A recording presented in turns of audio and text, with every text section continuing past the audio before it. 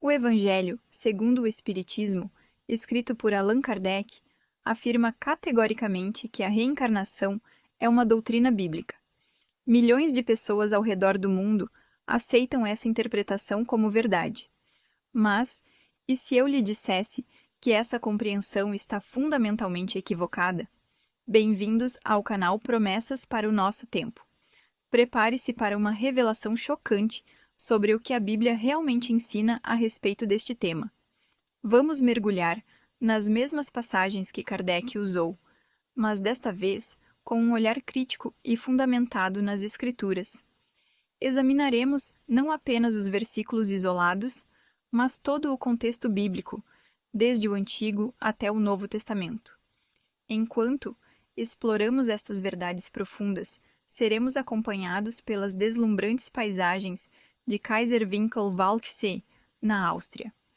As majestosas montanhas, os lagos cristalinos e os prados verdejantes servirão como um pano de fundo sereno para nossa jornada espiritual, lembrando-nos da grandeza e beleza da criação de Deus. O que descobriremos não apenas desafiará a interpretação espírita, mas também revelará uma verdade muito mais profunda e transformadora sobre o destino eterno de cada um de nós. Deixe nos comentários seu pedido de oração e compartilhe este vídeo para que outros também possam descobrir o que a Bíblia realmente diz sobre este assunto controverso, enquanto apreciam conosco a beleza natural da Áustria. Evangelho segundo Mateus, capítulo 11, versículo 14. Quando você vier aqui, procure sempre trazer o Evangelho com você, para aprender. Porque acompanhando a palavra, você vai conferindo. Você sabe, eu vou dizer uma coisa um pouco chata agora. Uma vez, os cardeais se reuniram com o Papa e disseram: Papa, o povo não pode ler a Bíblia, porque os ensinamentos desse livro, do livro santo, são totalmente diferentes do que a Igreja Católica Apostólica Romana ensina. Se o povo ficar lendo essa Bíblia, nós vamos cair em descrédito. Aí eles fizeram aquela reunião e decidiram que nas igrejas católicas eles iriam colocar folhetinhos com passagens bíblicas selecionadas, e disseram ao Papa: vamos selecionar apenas alguns trechos e dar para o povo ler, não toda a Bíblia. Tanto que esse costume permanece até hoje na Igreja Católica. Você vai lá, tem um folhetinho com a passagem selecionada do que o padre vai ler e do que o povo vai ler. Porque se a pessoa começar a ler este livro, ela vai conhecer a verdade. Jesus disse: conhecereis a verdade, e a verdade vos libertará. Sempre que você vier aqui na igreja, traga este livro. Amém? Os padres, na época do meu avô, que foi pastor, eles espalhavam que quem lia esse livro ficava louco, para o povo ter medo de ler a Bíblia. Naquela época, meu avô me contava, eles queimavam Bíblias em praça pública. O diabo não quer que você conheça a verdade. O diabo quer que você continue no erro. Então, sempre que você vier aqui, traga a palavra de Deus com você. Amém? E não é só a Igreja Católica não que faz isso. Daqui a pouco você vai ouvir a palavra, você vai ficar de cabelo em pé. Achou aí Evangelho segundo Mateus, capítulo 11, versículo 14? Olha aqui, ó. Jesus falando: e se quereis dar crédito, é este o Elias que havia de vir. Jesus está falando de João Batista. Eu vou ler o versículo 11 para você entender o contexto. Jesus disse: em verdade vos digo que entre os que de mulher têm nascido, não apareceu alguém maior do que João Batista, mas aquele que é o menor no reino dos céus é maior do que ele. E desde os dias de João Batista até agora se faz violência ao reino dos céus, e pela força se apoderam dele, porque todos os profetas e a lei profetizaram até João. E se quereis dar crédito, é este o Elias que havia de vir. Eu vou reler outra vez o versículo 14, E preste atenção, Jesus disse, se você quer acreditar, é este o Elias que havia de vir. E eu vou ler mais uma vez, e cada pessoa que está comigo aqui, na Paz de Vida, sede de Porto Alegre, repete em seguida. Vamos lá. E se quereis dar crédito, bem alto, e se quereis dar crédito, é este o Elias que havia de vir. Amém? Você crê na palavra de Deus? Você crê em Jesus Cristo? Você crê nesta palavra? Então vamos dar a melhor salva de palmas que esta igreja de Porto Alegre já deu para a palavra de Deus. Isso, aplaude mais ainda. Enquanto você aplaude, abra tua boca e diga glória ao teu nome, Senhor. Isso, diga bem alto, glória, glória, glória, glória ao teu nome. Vai aplaudindo e glorificando. Pai querido e Deus amado, a tua palavra vai ser pregada agora. Este povo não veio aqui para ouvir um homem falar e ninguém ligou o rádio para escutar um homem falar. Todos querem ouvir a tua palavra. Então vem com o teu espírito, tome a boca do pregador, tome os lábios do mensageiro, envia a tua palavra com poder e autoridade, e que a tua palavra vá e produza o resultado para o qual está sendo mandada, em nome de Jesus. Diga amém, Jesus. Poder se assentar, por favor. Eu escolhi esta passagem para ler para você, porque eu tenho aqui nas mãos um exemplar do livro O Evangelho segundo o Espiritismo, de Allan Kardec. Esse Evangelho segundo o Espiritismo, que foi codificado por Allan Kardec, tem como doutrina básica a reencarnação. Eles não creem na ressurreição do corpo. Esse Evangelho de Allan Kardec diz, com todas as letras, que é impossível um corpo ressuscitar, porque os elementos já se decompuseram e estão misturados na natureza. E diz que o único jeito da pessoa viver é reencarnar. E que esse é o ciclo. Cada pessoa nasce, vive aqui neste mundo, morre, aí vai para outro lugar, e depois de um tempo nasce de novo neste mundo, vive, morre outra vez, e vai pagando as suas culpas, os seus karmas, que eles chamam de cargas de vidas passadas, que a pessoa tem que se purificar. E essa purificação acontece pelo sofrimento pessoal de cada ser humano nesse planeta. Essa é a fé dos espíritas. E no capítulo 4 do Evangelho segundo Allan Kardec, que trata de reencarnação, o título é o seguinte: ninguém pode ver o reino de Deus se não nascer de novo. Esta é uma frase de Jesus Cristo que o Allan Kardec pegou para dizer, está vendo? Tem que nascer de novo. Então ele selecionou alguns trechos dos evangelhos para comprovar a sua teoria de reencarnação. E com relação a João Batista, Allan Kardec diz aqui no parágrafo 11 desse evangelho, e eu digo evangelho com aspas, ele diz aqui no parágrafo 11, se o princípio da reencarnação expresso no Evangelho do apóstolo João podia, a rigor, ser interpretado num sentido puramente místico, não acontece o mesmo nesta passagem do apóstolo Mateus, que não deixa nenhuma dúvida quando diz, ele mesmo é o Elias que há de vir. Ele está mencionando aqui, Mateus capítulo 11, versículo 14. Ele está pegando essa frase isolada de Jesus, para dizer que, se no Evangelho de João pode-se interpretar como algo místico o novo nascimento, aqui nesta passagem ele diz que não, que aqui é direto, que não há nenhuma dúvida quando diz, ele mesmo é o Elias que há de vir. Aí Kardec comenta, aqui não há nem sentido figurado, nem símbolos. É uma afirmação positiva. Desde o tempo de João Batista até o presente, o reino dos céus é tomado pela violência.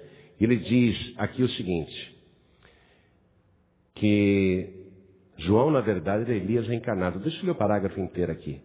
O que significam estas palavras, uma vez que João Batista ainda vivia naquela época? Jesus as explica dizendo, se quereis entender o que digo, ele mesmo é o Elias que há de vir. Portanto, João, não sendo outro senão Elias, Jesus se refere ao tempo em que João vivia sob o nome de Elias. Kardec então diz que João Batista, segundo Jesus, era Elias. Kardec pega esta passagem do Evangelho para dizer que João Batista era o nome que Elias usava quando vivia aqui na terra no corpo de João Batista. E ele usa isso para dizer, está vendo? Jesus está confirmando. As pessoas reencarnam. João Batista era um nome que Elias usava no tempo de Cristo. Então as pessoas ouvem isto e acabam acreditando em reencarnação. Mas para a gente saber se Kardec está certo ou errado, nós precisamos ler a palavra de Deus. Porque Jesus disse, conhecereis a verdade e a verdade vos libertará. A gente tem que pesquisar, não pode acreditar por alguns trechinhos que alguém pegou para fazer uma afirmação. Ele está dizendo que isso é uma afirmação positiva, não é? Ele desprezou todo o contexto da palavra de Deus e foi direto na frase dizendo, está vendo? João Batista era Elias reencarnado. E as pessoas acreditam em reencarnação. Mas quem que foi Elias então? Quem foi Elias? Elias foi um profeta hebreu que viveu por volta do ano 832 a.C. Na época em que Elias viveu, a nação de Israel havia se desviado totalmente da fé ordenada por Deus. E Elias vai ser a única voz a pregar contra as coisas erradas que a nação estava fazendo. As pessoas haviam se desviado. E Elias percebeu que em quase todo Israel, por causa da influência do rei Acabe e da rainha Jezabel, o povo estava se dedicando ao ocultismo, à feitiçaria e muitas outras práticas da magia negra. Quero que você vá comigo no livro de Deuteronômio, capítulo 18, versículo 10. Elias está pregando a palavra de Deus, porque o povo se desviou e está fazendo muitas coisas erradas agora, e eles estão totalmente fora da palavra de Deus. Olha o que eles estavam fazendo naquela época. Acompanhe comigo, por favor. Deuteronômio, capítulo 18, versículo 10. Diz assim, entre ti não se achará quem faça passar pelo fogo o seu filho ou a sua filha. Na época de Elias tinha sacrifícios humanos. Crianças eram queimadas a deuses estranhos. Entre ti não se achará nem adivinhador, nem prognosticador, nem agoureiro, nem feiticeiro, nem encantador de encantamentos, nem quem consulte um espírito adivinhante, nem mágico, nem quem consulte os mortos. Pois todo aquele que faz tal coisa é abominação ao Senhor. E por estas abominações o Senhor teu Deus as lança fora de diante de ti. Perfeito serás como o Senhor teu Deus, porque estas nações que hás de possuir ouvem os prognosticadores e os adivinhadores, porém a ti, o Senhor teu Deus, não permitiu tal coisa. Na época de Elias, feitiçaria, consulta aos mortos, consulta a espíritos adivinhantes, pessoas que previam o futuro, prognosticadores, adivinhadores, feitiçarias, sacrifícios humanos, magias negras, enfim, todo esse tipo de coisa estava acontecendo em Israel. E Elias vai então sozinho e desafia o rei Acabe, ele desafia a rainha Jezabel, ele desafia os falsos profetas e ele desafia o povo de Israel. E ele diz, vamos ver quem é Deus de verdade. Se o Deus que eles servem aí, esses vários deuses, ou se o Senhor é Deus ou não. E o nome Elias quer dizer o Senhor é Deus. O nome Elias quer dizer o Senhor é Deus. Então Elias, ele surge como profeta para enfrentar o ocultismo, a magia negra, o espiritismo e pregar contra isso. E a prova de que realmente Deus está com ele é que ele ora e fogo desce do céu e consome o holocausto, como prova de que realmente Elias está com a verdade. O verdadeiro Deus está com ele.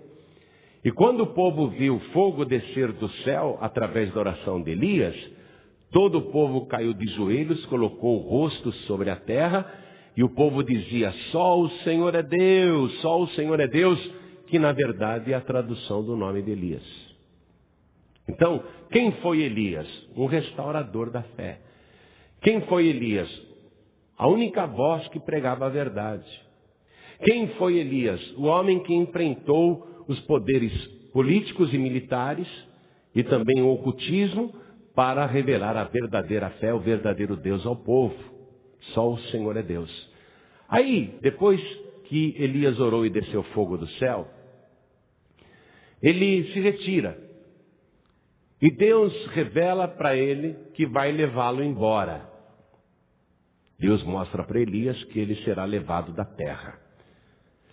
E que ele tem que fazer um sucessor. E que o sucessor dele vai ser o Eliseu.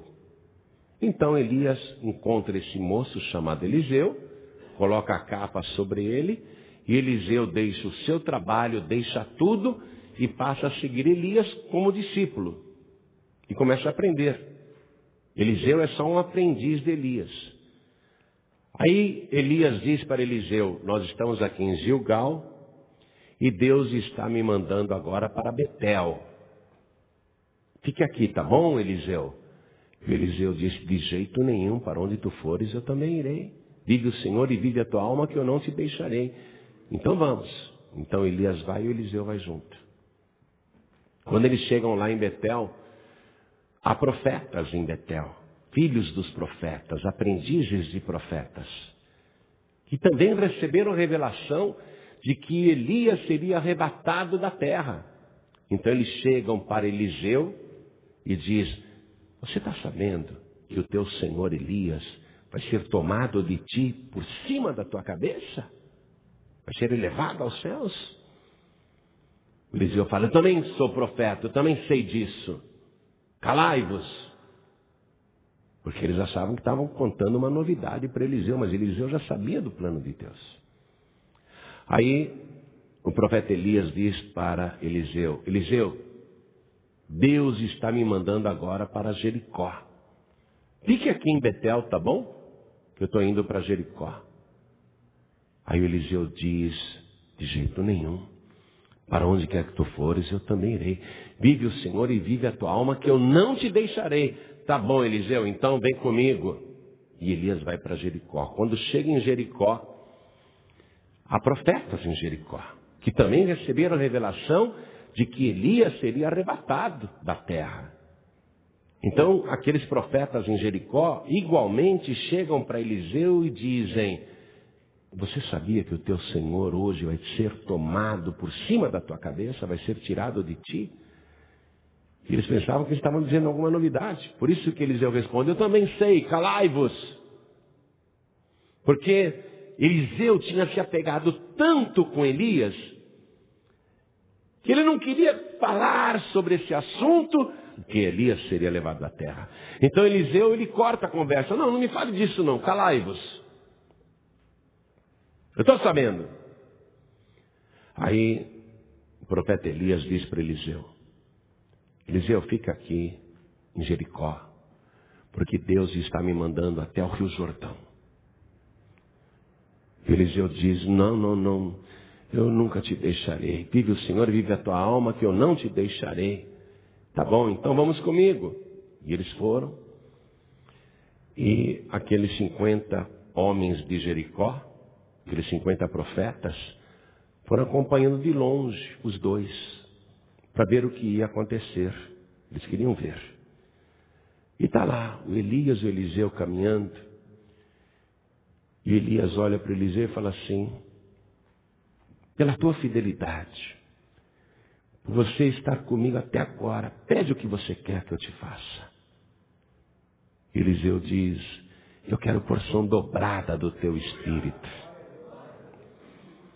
E Elias diz: você pediu uma coisa meio difícil, mas não impossível. Dura coisa me pediste, mas se você me vir, quando eu for tomado de ti, se você não perder esse momento, se você for testemunha desse momento, então será feito do jeito que você pediu. Mas se você não me vir quando eu for tomado de ti, então não se fará como tu pediste. Foi aí que o Eliseu grudou mesmo em Elias, né? Não queria largar de jeito nenhum. E eles estão indo na direção do Rio Jordão e tem 50 profetas seguindo assim meio de longe, acompanhando. Quando Elias chega na frente do Rio Jordão, ele não tem barco para atravessar, ele não tem uma ponte, ele precisa passar para o outro lado. O Elias não tem dúvida, ele tira a capa dele do ombro, toca na água do Rio Jordão e aqui forma uma parede e a água fica estancada como se tivesse uma barragem invisível e a água é interrompida e a água daqui escorre e vai embora, o chão fica seco e o Elias passa e o Eliseu está junto, admirado, vendo que o Rio Jordão se dividiu para o profeta Elias passar em seco. Os 50 ficaram do lado de cá, não tiveram coragem de atravessar, não, ficaram olhando só de longe. Aí ele chegou do outro lado do rio, junto com Eliseu. De repente, surge, do nada, diz a palavra, uma carruagem com cavalos de fogo, carros de fogo, com cavalos de fogo. Surge do nada e pega o Elias e tem um rodamuinho junto.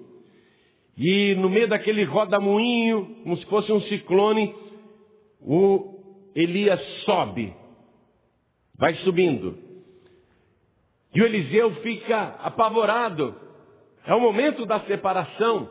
Ele não queria aquilo. Ele queria que Elias ficasse, mas Elias está indo embora. O Eliseu fica apavorado. Aí o Elias solta a capa de uso pessoal ele solta. E a capa cai assim perto de Eliseu. Eliseu só tem aquela lembrança agora do Elias, porque o Elias desapareceu. O Elias desapareceu, não tem mais carruagem, não tem mais rodamuinho, não tem mais nada, sumiu, desapareceu. O Eliseu só tem a capa agora, ele pega aquela capa, é tudo que restou do seu amigo, da pessoa que ele tinha como pai na fé. Ele pega aquela capa e ele começa a chorar e ele diz: meu Deus, carros de Israel e seus cavaleiros. Aí ele chega ali e o Rio Jordão já tinha voltado ao normal. As águas já estavam correndo normalmente. Eliseu pega a capa de Elias e diz assim: aonde está o Senhor Deus de Elias? E ele toca as águas do Jordão com a mesma capa e o milagre se repete. Uma barragem invisível surge do nada e estanca as águas do Rio Jordão, e as águas daqui correm em direção ao Mar Morto, o chão fica seco, e Eliseu atravessa o Rio Jordão em seco. Quando ele chega do lado de cá, aqueles 50 profetas de Jericó, que estavam acompanhando tudo de longe, e que foram testemunhas também do arrebatamento de Elias, aqueles 50 profetas dizem uma coisa. Quando eles veem que Eliseu tocou as águas com a capa e as águas se dividiram, eles têm uma ideia, uma falsa ideia. Eu quero que você vá comigo então no segundo livro de Reis,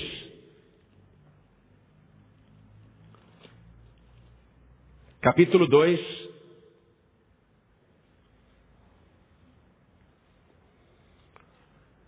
Segundo livro de Reis, capítulo 2, versículo 15.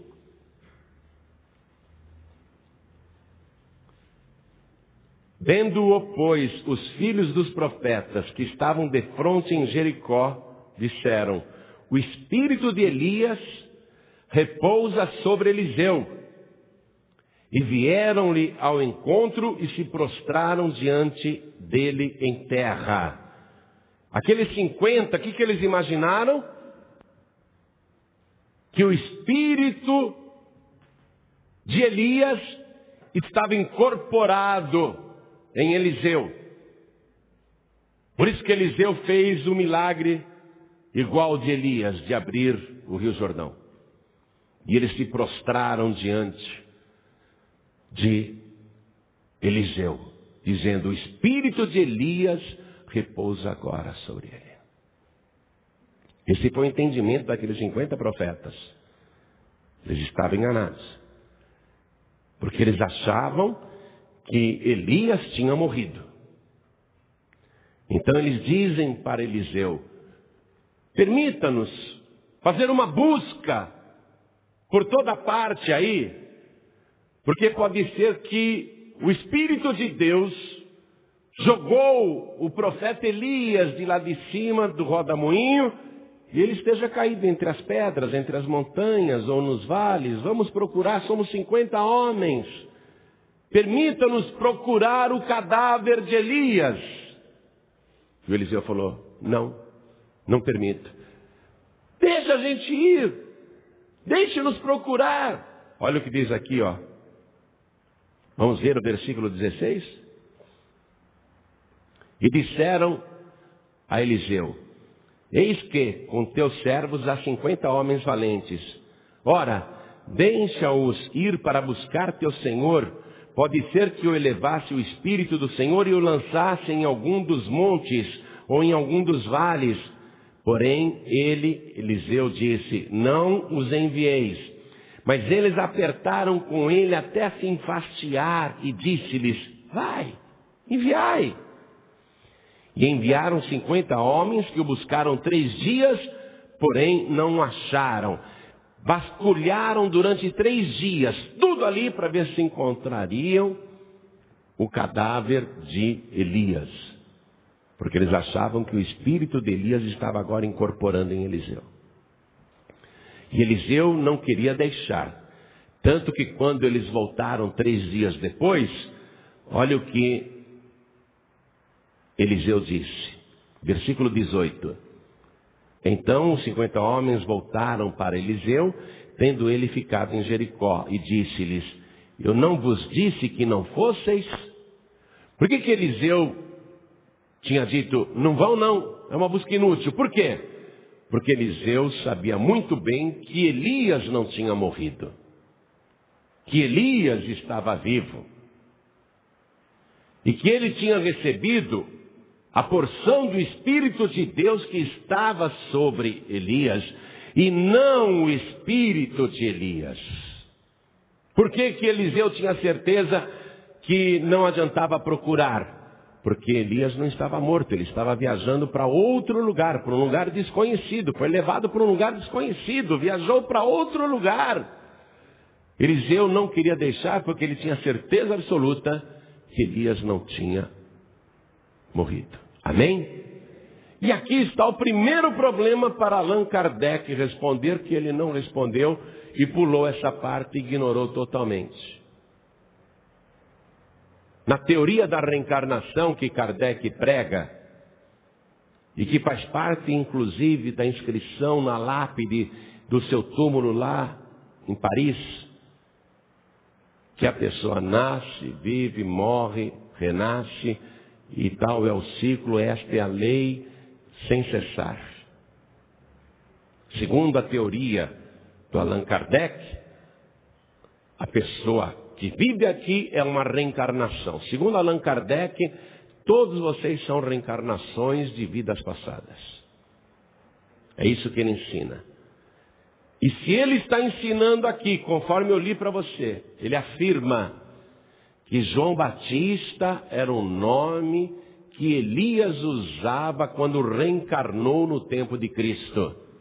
Ele diz isso aqui. Como que João Batista poderia ser Elias reencarnado se Elias não morreu? Como? Elias não morreu. Quando Jesus disse para os discípulos: nunca nasceu ninguém maior do que João Batista. Nunca. Dos nascidos de mulher, até hoje, Jesus disse, dos nascidos de mulher até hoje, nunca nasceu ninguém maior do que João Batista. Por quê? Porque João Batista não é a reencarnação de Elias. Elias viveu 873 antes de Cristo. Então, dos nascidos de mulher, incluindo-se o Elias do ano 873 antes de Cristo, de todos os que já nasceram de mulher neste planeta, disse Jesus, nunca houve ninguém maior do que João Batista. Nem o Elias era maior do que João Batista. Os discípulos perguntaram para Jesus no Monte da Transfiguração, por que os escribas dizem que Elias tinha que vir primeiro do que o Messias? Jesus disse, na verdade ele já veio.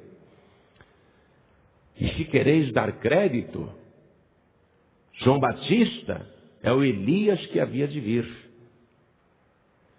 O que Jesus estava dizendo nesse momento? Que João Batista era uma reencarnação de Elias? Não. O João Batista ele veio no espírito de Elias, na mesma unção de Elias.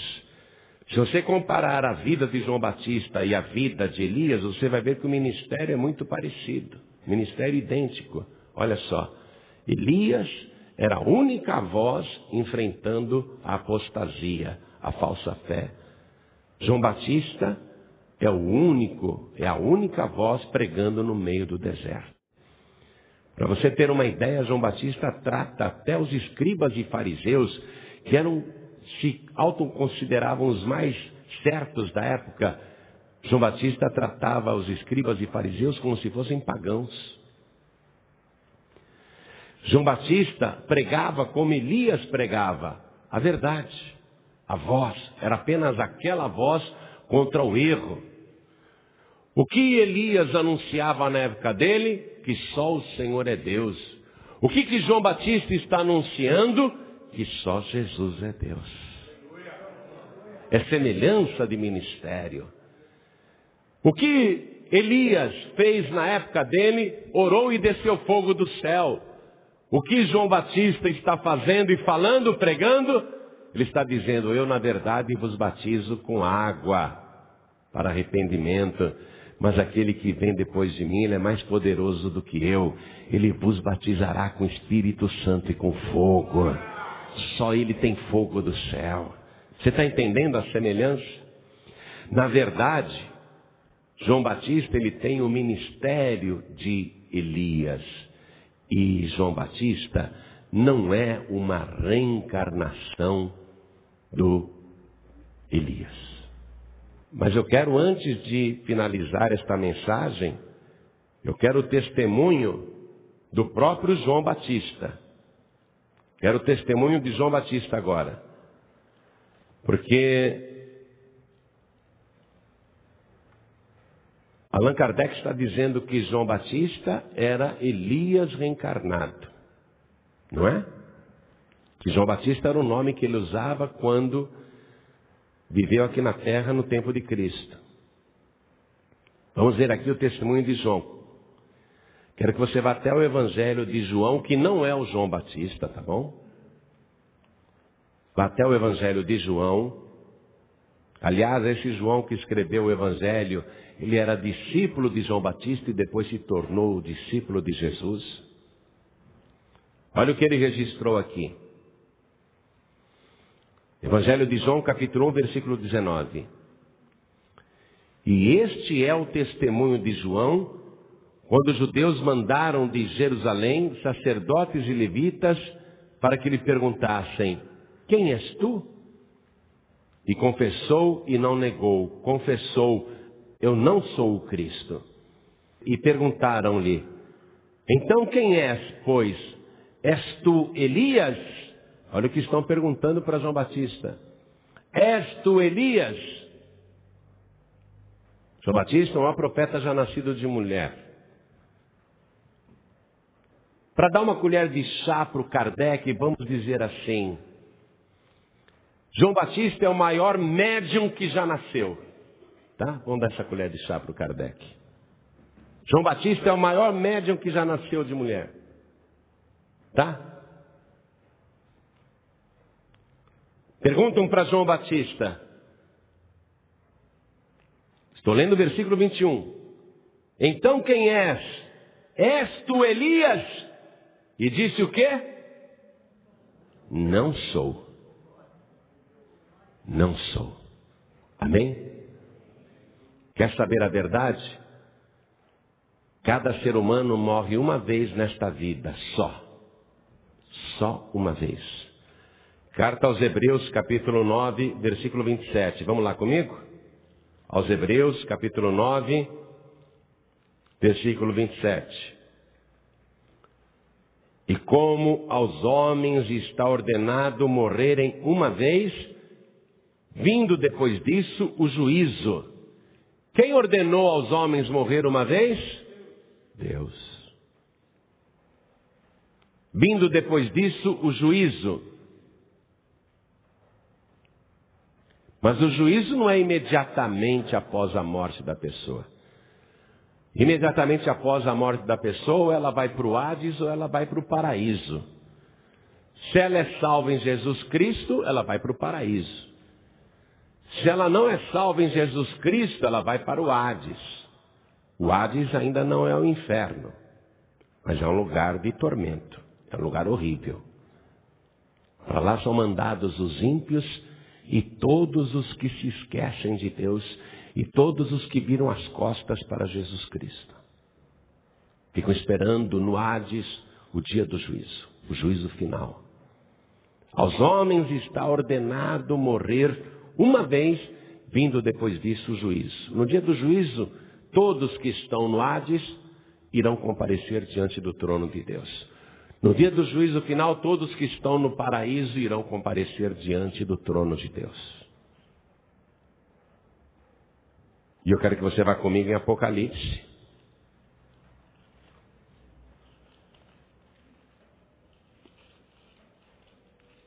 Capítulo 20, versículo 11. É uma visão que um dia você vai ver pessoalmente. Por enquanto aqui é só uma descrição que Jesus disse para João, o apóstolo. Registra tudo o que eu estou te mostrando, que eu estou te revelando. A palavra grega Apocalipse quer dizer revelação. Jesus disse para João, o apóstolo: tudo que eu estou te revelando, escreve. Isso aqui é uma revelação, ó. Como vai ser o juízo final. Um dia você vai ver isso pessoalmente. Aliás, todos verão. Os que estiverem no Hades e os que estiverem no paraíso verão isso. Todos verão. E vi um grande trono branco e o que estava sentado sobre ele, de cuja presença fugiu a terra e o céu, e não se achou lugar para eles. E vi os mortos, grandes e pequenos, que estavam diante do trono, e abriram-se os livros. E vi os mortos. Se uma pessoa reencarnasse várias vezes nesta vida, com que corpo que ela vai aparecer no dia do juízo? Porque eles dizem que um dia a pessoa vem como homem, em outra encarnação vem como mulher, em outra encarnação vem como mulher de novo, em outra encarnação vem como homem, em outra encarnação vem como homem outra vez, outra encarnação vem como mulher. E eles explicam, né, que os gays são espíritos que encarnaram muitas vezes em corpo de mulher e agora não se acostumam no corpo de um homem. É isso que eles explicam, né? Se uma pessoa reencarna tantas vezes assim, com corpos diferentes, e morre, com que corpo que ela vai aparecer no dia do juízo final? Se numa geração veio como homem, noutra geração veio como mulher, com que corpo que vai aparecer lá no dia do juízo? Olha a confusão que Allan Kardec faz. A menos que Allan Kardec esteja certo, Jesus esteja errado, não é? O Apocalipse esteja errado, Deus esteja errado, Deuteronômio 18:10 que diz que é proibido consultar mortos e espíritos adivinhantes, então a Bíblia toda está errada, só Allan Kardec está certo. Aqui, ó, e vi os mortos. Se você já teve algum parente que morreu, teu avô, por exemplo, você vai ver exatamente o teu avô ali. Você não vai ver ele em outro corpo. Será possível reconhecer pessoas da nossa família. E vi os mortos. Pessoas que morreram, que viveram aqui na terra e morreram uma vez. E vi os mortos, grandes e pequenos, que estavam diante do trono, e abriram-se os livros. E abriu-se outro livro, que é o da vida, e os mortos foram julgados pelas coisas que estavam escritas nos livros, segundo as suas obras. E deu o mar os mortos que nele havia, e a morte e o inferno deram os mortos que neles havia, e foram julgados cada um segundo as suas obras. E a morte e o inferno foram lançados no lago de fogo. Esta é o quê? A segunda morte.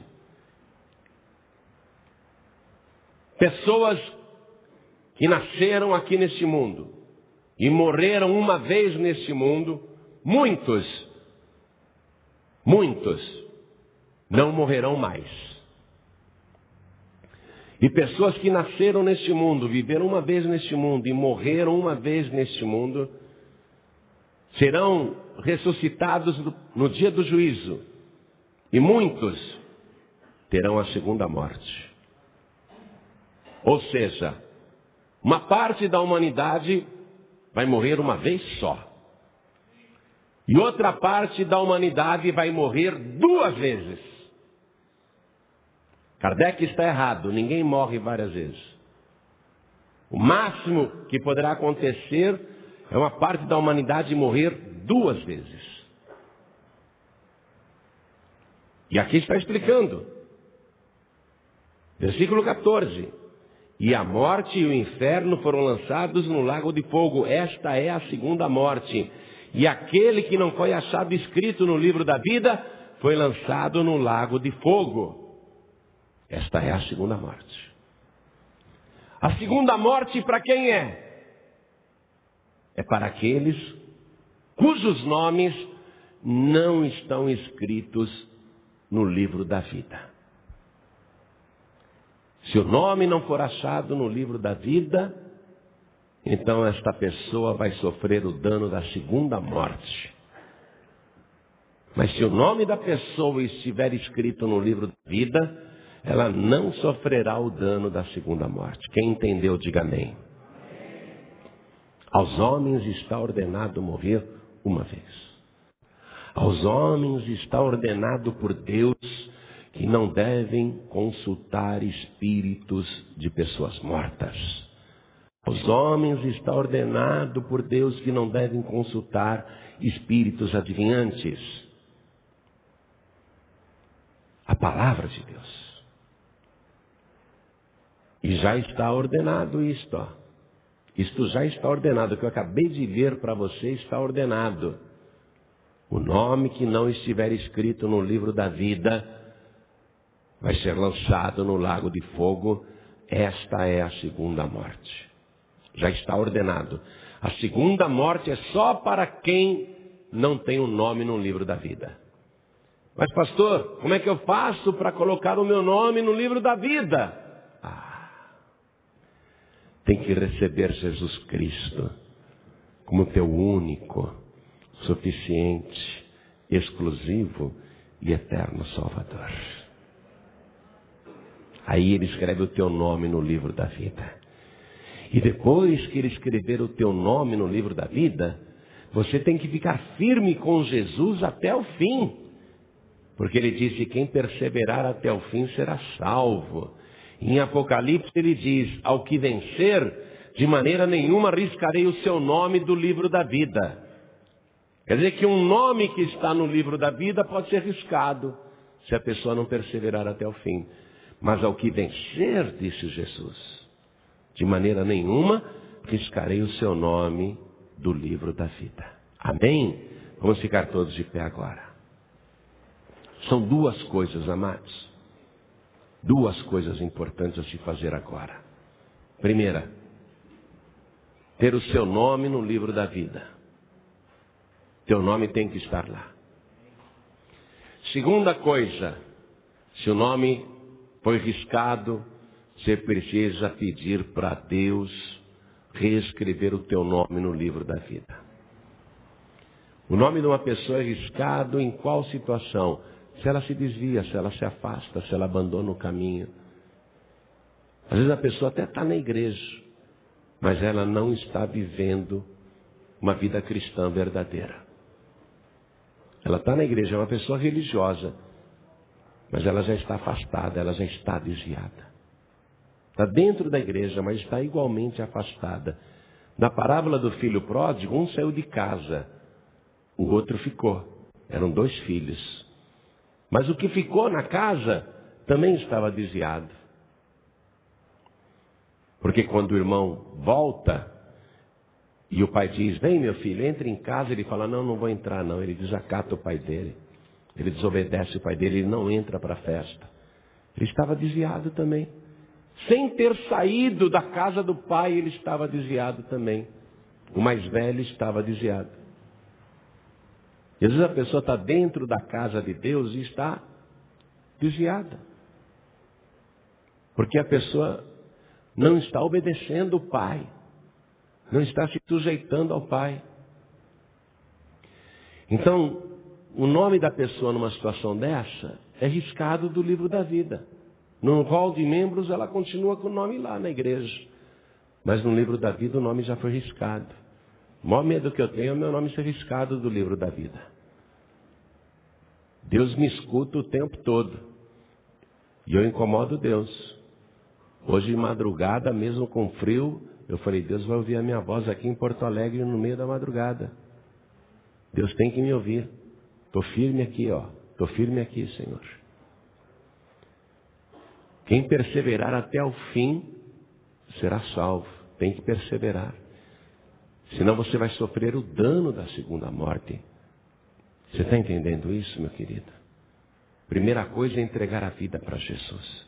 Mas entregar de verdade. Viu? Você não pode entregar só a mão que você levantou. Você tem que entregar teu corpo inteiro. Você tem que consagrar o teu corpo ao Senhor. E não adianta você trazer só o teu corpo aqui e dobrar os joelhos. Você tem que entregar também a tua alma, a tua vida. Não adianta você entregar só a tua vida. Você tem que entregar o teu espírito também. Porque você é corpo, alma e espírito. Às vezes a pessoa entrega só uma parte dela para Jesus. Não entrega o restante. Por isso que está levando uma vida cristã imperfeita. Porque não se entregou totalmente. Tem que entregar corpo, alma e espírito ao Senhor. Se estiver afastado, afastada, tem que se consertar com Deus. Se nunca entregou a vida para Jesus oficialmente, diante das pessoas, tem que fazer publicamente. Se a pessoa está manquejando na fé, tem que se consertar com Deus. Se a pessoa está levando uma vida cristã meia boca, não é? Uma coisa mais ou menos, a pessoa tem que se entregar 100% para Deus. É um compromisso. E olha, nunca foi tão importante você fazer esse compromisso 100% para Deus, porque nós estamos vivendo os momentos que antecedem a volta de Jesus em oculto e o arrebatamento da igreja. A qualquer momento vai começar o arrebatamento. O último sinal que falta é a pregação do Evangelho em toda a terra. E isso está acontecendo, viu? Até a Paz e Vida, que é um ministério pequenininho, está pregando em vários países aí fora. Países de língua portuguesa. E até países que falam inglês, a Paz e Vida está levando mensagem para lá. Então, esse ministério de pregação da palavra está se cumprindo em toda a terra. Jesus disse, e esse evangelho do reino será pregado em todo o mundo, em testemunho a todas as gentes, e então virá o fim. Essa é a hora de você colocar a tua vida no altar. De você falar, a partir de agora eu vou ter um compromisso muito sério com Deus. Eu não posso ficar para trás no arrebatamento, eu não posso ser largado aqui para a grande tribulação, eu não posso ficar nesse planeta depois que Jesus arrebatar a igreja, e eu não posso recuar, eu não posso me desviar, eu não posso ir para o mundo não. E a pessoa que já está no caminho, ela tem que dizer, agora mais do que nunca, eu tenho que me apegar com Deus, porque a hora está chegando, o momento está próximo. Então, igreja, eu vou fazer uma coisa agora. Primeira coisa, eu vou fazer um convite para você entregar a vida para Jesus. Você tem que entregar a vida para Jesus. Se tiver uma única alma para entregar a vida para Jesus, pode ser que esteja faltando essa última alma para Jesus mandar tocar as trombetas. Viu? Se tiver só uma pessoa aqui que disser, eu quero entregar a vida para Jesus, Jesus morreu por essa única alma. A palavra de Deus afirma que uma alma vale mais do que todo ouro e toda a prata do mundo. Se tiver uma única alma para entregar a vida para Jesus, foi por você que Jesus morreu. Foi para te salvar que Ele morreu. Se Jesus, com o seu sacrifício, tivesse salvado uma só pessoa, Ele ia dizer, faria tudo de novo, por uma única alma. Passaria tudo outra vez para salvar uma única pessoa. Amém? A primeira coisa que eu vou fazer é esta. Quantos aqui querem receber Jesus como único, suficiente, exclusivo e eterno Salvador? Ergue a mão direita assim bem alta, todos que querem. Oh glória! E tem mais do que uma alma, né?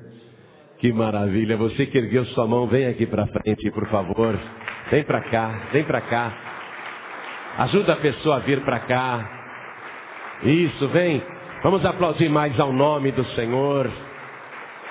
Vamos aplaudir mais. Glória a Deus, parabéns. Olha, Jesus morreu por você. E vou dizer uma coisa, Ele morreria de novo por tua causa, de tanto que Ele te ama. Ele te ama tanto que Ele passaria tudo outra vez só para te salvar. Amém? Quero chamar aqui você que está afastado, afastada. Pastor, eu confesso, me afastei. Tenho acompanhado de longe apenas. Mas eu quero voltar a entrar na casa do meu Pai. Eu quero fazer parte da festa. Não quero ficar do lado de fora da casa. Eu quero fazer parte da festa. Então você que está afastado, afastada, vem aqui para frente. Você que está sem igreja. Você que não tem igreja nenhuma, não tenha vergonha não. Vem para cá, porque nós vamos orar. Esse é o momento que antecede a volta de Jesus. Vem para cá. Isso, venha. Venha. Glória a Deus.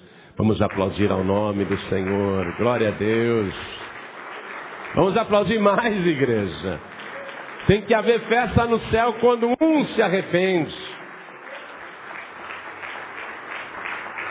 Quero chamar aqui na frente agora os que estão fraquejando. Pastor Joíbe, ultimamente eu tenho pensado em desistir, em parar. Eu ando desanimado, desanimada na fé. Tem hora que eu fico pensando de ficar só em casa, não ir mais para a igreja. Há momentos que não tenho vontade de orar. Há momentos que não tenho vontade de ler a palavra. Há momentos que não tenho mais vontade de jejuar. Pastor, eu estou sentindo uma fraqueza espiritual muito grande. Estou sentindo dificuldade em seguir Jesus. Então nós vamos orar por você. Porque Jesus profetizou que nos últimos dias o amor de muitos iria esfriar. Se você sente que o teu primeiro amor está esfriando, você não é mais como era antigamente, teu amor está esfriando, então eu quero orar por você, a igreja quer orar, amém? Então você que está sentindo esta frieza espiritual, venha aqui para frente que nós vamos orar. Venha, isso. Vamos aplaudir mais ao nome do Senhor. E se mais alguém quer vir, aproveite agora. Glória a Deus. Você que está nos ouvindo pela rádio, ou alguém te deu esse DVD e disse, assista isso, e você assistiu, quer entregar a vida para Jesus, se ajoelhe ao lado do teu televisor, ou se ajoelhe ao lado do teu rádio. Brasileiros que estão acompanhando pela internet esta mensagem, espalhados em todo o mundo, quer entregar a vida para Jesus, se ajoelhe ao lado aí do teu computador. Portugueses, pessoas que moram também na Ilha da Madeira, pessoas que moram em Lisboa, em Portugal, em Lesíria, você que mora aí em Cabo Verde, você que mora em Moçambique, você que mora na Guiana Francesa, no Uruguai, na Argentina, no Paraguai, quer entregar a vida para Jesus, está ouvindo esta mensagem à distância, se ajoelhe aonde você estiver. Pessoas que estão nos presídios, nas cadeias, ouvindo esta mensagem, querem entregar a vida para Jesus, se ajoelhe ao lado do teu rádio. Pessoas que estão ouvindo nos hospitais, em casas ou nos locais de trabalho, onde você estiver, procure se ajoelhar agora. Você que está dirigindo, quer entregar a vida para Jesus, não precisa parar o veículo, diminua a velocidade, coloque a mão direita sobre o teu coração, porque nós vamos orar. E vou convidar cada pessoa que está comigo aqui na sede da Paz de Vida de Porto Alegre para dobrar os joelhos comigo. Dobre os joelhos. Ore assim comigo, coloque a mão direita sobre o teu coração. Ore assim comigo, meu Deus e meu Pai. Não tenha vergonha não, diga, meu Deus e meu Pai. Eu sei que o Senhor ordenou para que cada ser humano morresse uma vez só, seguindo depois disso o juízo. Quando chegar a minha hora, eu não quero ir para o Hades, eu quero entrar no mesmo dia no paraíso.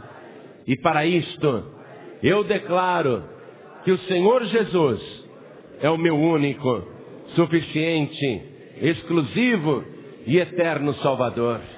Meu Deus da glória, eu preciso que o meu nome esteja escrito no livro da vida e que nunca mais o meu nome ali seja arriscado. Me ajude, meu Deus, a perseverar até o fim e a vencer, porque eu sei que desta maneira eu serei salvo.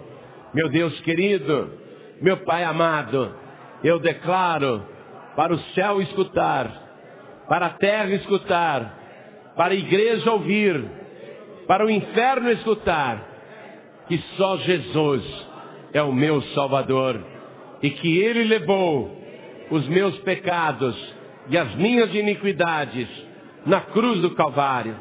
E eu não preciso sofrer nesta terra para pagar os meus pecados, porque o Senhor Jesus já pagou pelos meus pecados. Meu Deus querido, confirma agora no meu coração a alegria da minha salvação por Jesus Cristo, o meu único, suficiente, exclusivo e eterno Salvador, para todos sempre. Amém. Chegamos ao fim de nossa jornada espiritual e visual, amados irmãos e irmãs. Assim como as majestosas paisagens de Kaiserwinkel, Walchsee, na Áustria nos inspiraram com sua beleza e grandeza, espero que esta exploração das Escrituras tenha iluminado seu entendimento sobre o que a Bíblia realmente ensina a respeito da vida após a morte.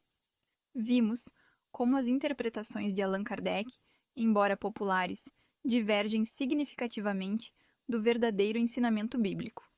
Aprendemos que a Bíblia ensina claramente que aos homens está ordenado morrer uma só vez, vindo depois disso o juízo. Hebreus 9:27.